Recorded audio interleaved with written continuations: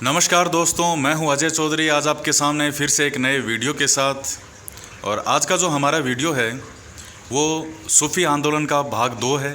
इससे पहले भाग में मैंने आपको जो सूफ़ी संप्रदाय का, जो सूफ़ी संतों का जो चिश्ती संप्रदाय है, चिश्ती सिलसिला है, उसके बारे में बात की थी।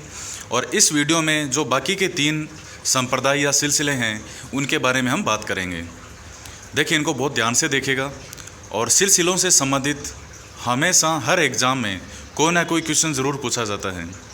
और जहाँ तक मेरा अनुमान है, इन वीडियोज़ को अगर आपने ध्यान से देख लिया तो इनसे बाहर क्वेश्चन जाने की संभावना नहीं है, क्योंकि मैंने इसमें सब चीज़ों को इंक्लूड किया है एक साथ।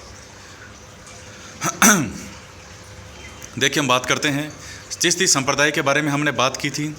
और दूसरा संप्रदाय है सुहरावर्दी सिलसिला। देखिए, सुहरावर्दी जो सिलसिला है, इसकी स्थापना शेख शहाबुद्दीन सुहरावर्दी के द्वारा की गई थी। कहाँ पर? बगदाद में। और भारत में इसके संस्थापक कौन माने जाते हैं? शेख बहाउद्दीन ज़कारिया। ये भारत में इसके संस्थापक हैं सुहरावर्दी सिलसिले के। ये इल्तुतमिश के समकालीन थे। और मुल्तान जो है वो इन्होंने अपना प्रमुख केंद्र बनाया। मुल्तान को प्रमुख केंद्र बनाया था।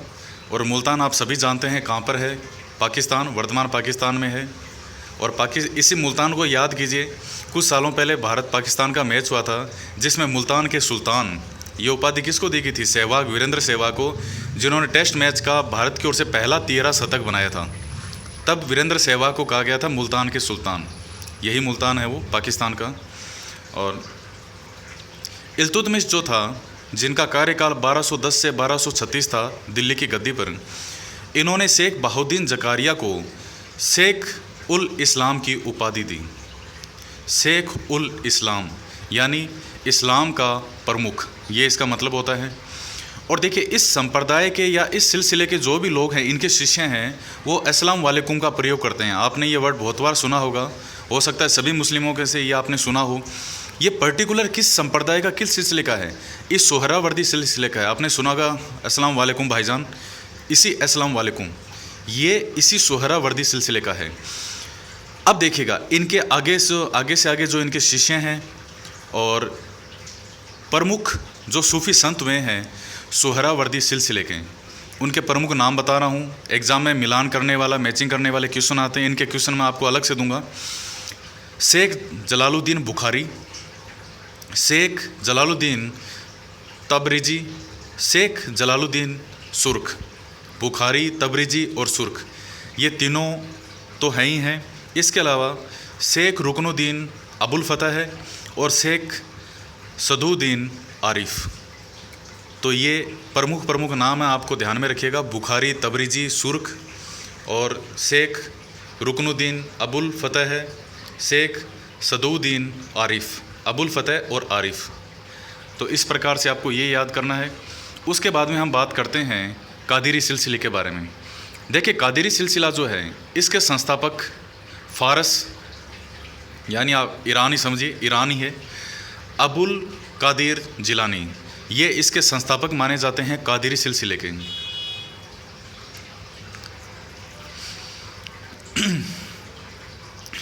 14वीं शताब्दी के आसपास इसका विकास माना जाता है। इस समय इसकी शुरुआत हुई। इनका जो प्रमुख केंद्र था वो था मध्य एशिया और अफ्रीका। और देखिए, इसके बारे में जो महत्वपूर्ण बात है वो आपको ये ध्यान में रखनी है। जो दारा शिकोह था, शाहजहाँ का बड़ा बेटा, जिसको लघु अकबर भी कहा जाता था, कहते थे ये अकबर की 2 कॉपी है। एक ही शादी की थी इसने, जबकि मुस्लिम शासक थे, उनकी सैकड़ों रानियाँ हुआ करती थी। एक ही तो विवाह किया था दारा शिकोह ने। और औरंगजेब ने जिसको हाथी के तले कुचलवा के मार दिया था अपने बड़े भाई को, और ख़ुद गद्दी पर बैठ गया था। तो ये दारा शिकोह है। एक अच्छा शासक मिल सकता था हिंदुस्तान को, लेकिन अनलकीली नहीं मिल पाया। दारा शिकोह जो है वो किन का शिष्य था? तो दारा शिकोह के बारे में आपको ध्यान रखना है। ये था मुल्ला शाह बदख्शां। ये नाम आपको ध्यान में रखना है। मुल्ला शाह बदख्शां, इनका शिष्य था दारा शिकोह है। इतना पर्याप्त है इसमें। उसके बाद में हम 4th बात करते हैं नक्शबंदी सिलसिले के बारे में।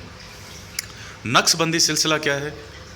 नक्शबंदी सिलसिला जो है, इसके संस्थापक माने जाते हैं ख्वाजा बहाउद्दीन नक्शबंद। तो नक्शबंद के नाम से ही हो गया नक्शबंदी सिलसिला। भारत में जो इसके प्रवर्तक हैं वो कौन माने जाते हैं? वो है ख्वाजा बकी बिल्ला है। ख्वाजा बकी बिल्ला है, ये भारत में इनके संस्थापक माने जाते हैं। और इसके अलावा एक और का नाम आपको ध्यान में रखना है, संत अहमद सरहिंदी। इनका नाम ध्यान में रखना है। ये इसलिए महत्वपूर्ण है क्योंकि अकबर और जहांगीर इनके जो समकालीन है वो संत अहमद सरहिंदी थे, लेकिन ये है किस संप्रदाय के? नक्शबंदी सिलसिले के ही हैं। संत अहमद सरहिंदी किसके? नक्शबंदी के। सरहिंदी नक्शबंदी, तो मैचिंग भी हो रही है, नक्शबंदी सरहिंदी, इस प्रकार से इनको याद कर सकते हैं आप। इसके अलावा देखिए एक महत्वपूर्ण फैक्ट आपको और बता दूं, इन सभी संप्रदायों में ये जो सुहरावर्दी सिलसिला है ये आरामदायक जीवन पर जोर देता है। ये कहता है साहब भूखे रहना, रात दिन भक्ति करना, क्या वो अपने इतनी बस की बात नहीं है। हम तो आरामदायक जीवन पर जोर देते हैं, सुखमय जीवन होना चाहिए। अगर आप अपने आप को नियंत्रण में रखते हुए बिना किसी का दिल दुखाए, बिना किसी को परेशान किए अगर आप आरामदायक जीवन जीते हैं तो उसमें कोई बुराई नहीं है। धन का संचय करें, उसका वितरण करें, ईमानदारी से कमाएं, खूब कमाएं, करोड़ों कमाएं, कोई दिक्कत नहीं है। राजनीति के अंदर प्रवेश करें, कोई बुराई नहीं है। तो आरामदायक जीवन पर जोर देने वाला, सुखमय जीवन पर जोर देने वाला चिश्ती संप्रदाय सुहरावर्दी, कादेरी और नक्शबंदी, इन चारों में से कौन सा है? तो सुहरावर्दी सिलसिला। इसके अलावा एक और हैं शेख सलीम चिश्ती, जो कि चिश्ती संप्रदाय के ही हैं। इनका जन्म ये चिश्ती संप्रदाय के अंतिम प्रमुख सूफी संतों में गिने जाते हैं, शेख सलीम चिश्ती। इनका प्रमुख केंद्र कौन सा था? फतेहपुर सिकरी। और ज़्यादा महत्वपूर्ण बात यह है कि जो अकबर है, अकबर को पुत्र की प्राप्ति इन्हीं शेख सलीम चिश्ती के आशीर्वाद से हुई थी। इसलिए अकबर ने अपने पुत्र का नाम, जो कि बाद में जहांगीर के नाम से शासक बना था 1605 में, उसे सलीम नाम अकबर के द्वारा दिया गया था, इन्हीं शेख सलीम चिश्ती के नाम पर। तो देखिए मुझे लगता है इस वीडियो से आपको काफ़ी फ़ायदा हुआ होगा। और सूफ़ी आंदोलन, सूफ़ी संतों के बारे में जितने भी महत्वपूर्ण फैक्ट हैं वो मैंने पेश किए हैं। इस वीडियो से पहले का जो वीडियो है उसे आप और देखें, उसमें मैंने जो चिश्ती संप्रदाय है इनके बारे में बताया है। और बार बार 2 से 3 बार इनका रिवीजन करें। अगर आप शॉर्ट ट्रिक बनाना चाहें तो आप खुद थोड़ी बहुत मैचिंग करके बनाएंगे तो शॉर्ट ट्रिक भी बन जाएगी। चिश्ती संप्रदाय इनमें सबसे महत्वपूर्ण है, सबसे बड़ा भी वही है, जिसमें शाखाएँ आगे शिष्य के एक से बढ़कर एक कई शिष्य हुए, और इन नामों से आप परिचित भी हैं। तो यह आपका एक सूफी आंदोलन का महत्वपूर्ण टॉपिक इतिहास का कंप्लीट होता है।